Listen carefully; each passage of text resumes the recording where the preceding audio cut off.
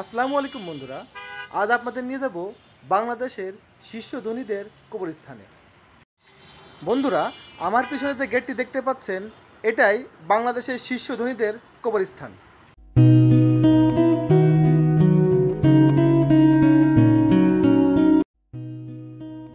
বনানী কবরস্থানকে বলা হয় ধনীদের কবরস্থান। এখানে শায়িত আছেন দেশের হাই সোসাইটির ব্যক্তিবর্গ। তার মধ্যে রয়েছেন এমপি, মন্ত্রী, জাজ, শিল্পপতি ইত্যাদি। তাই এটিকে বলা হয় ধনীদের কবরস্থান। কথিত আছে এই কবরস্থানে দাফন ও জায়গা নির্ধারণের জন্য কোটি টাকা ব্যয় করা লাগে, যা সাধারণ মানুষ বা মিডিয়াম সোসাইটির লোকের দ্বারা অসম্ভব।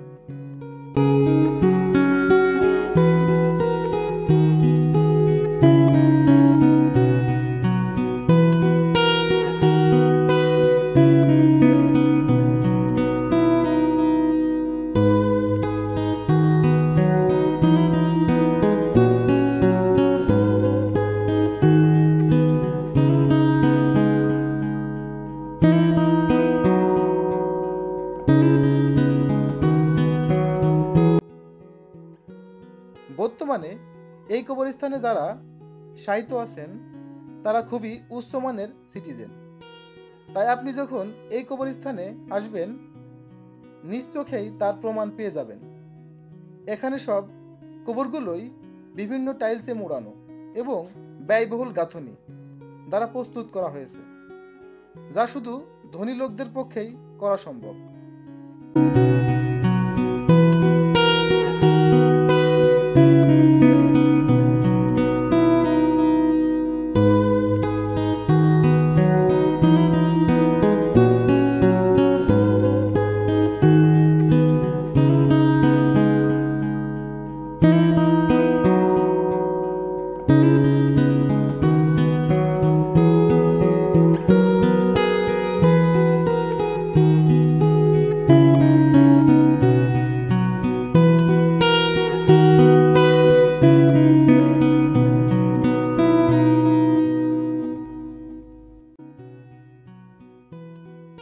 অবাক করা বিষয় কি জানেন বন্ধুরা?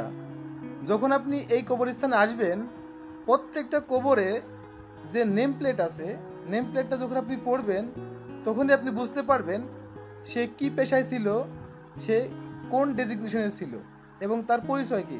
তখনই বুঝতে পারবেন কেন এটা ধনীদের কবর বলা হয়।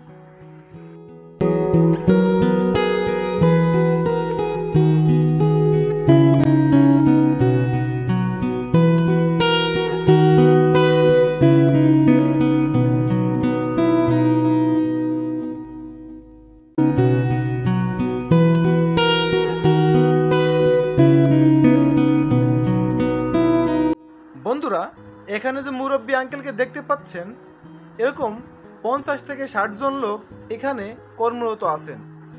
তারা এখানের কবর পরিষ্কার, আগাছা পরিষ্কার, বিভিন্ন ধরনের পরিষ্কার পরিচ্ছন্নতার কাজ করেন। অবাক করা বিষয় কি জানেন বন্ধুরা?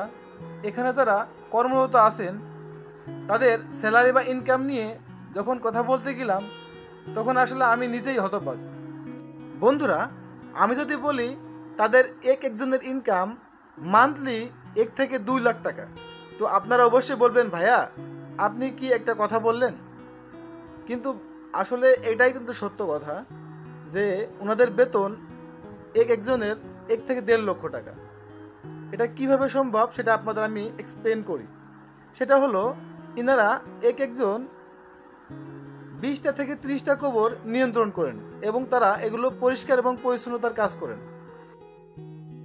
এই কবরস্থ ব্যক্তিদের আত্মীয়, পরিবার পরিজন যখন এই কবর জিয়ারত করতে আসেন, সেটা হোক উইকলি, মান্থলি বা ইয়ারলি, তো আমি যেটা জানলাম যে তারা একটি কবরের জন্য মিনিমাম 5,000 বা 10,000 টাকা দিয়ে থাকেন, ম্যাক্সিমাম 50 থেকে 60,000 টাকা পর্যন্ত দিয়ে থাকেন। তাহলে এবার আপনারা খুব সহজে ক্যালকুলেট করুন বন্ধুরা, যদি 20টা কবর থেকে 5,000 করেও হয়, তাহলে মান্থলি কয় টাকা আসে আপনারা অবশ্যই ক্যালকুলেট করতে পারছেন।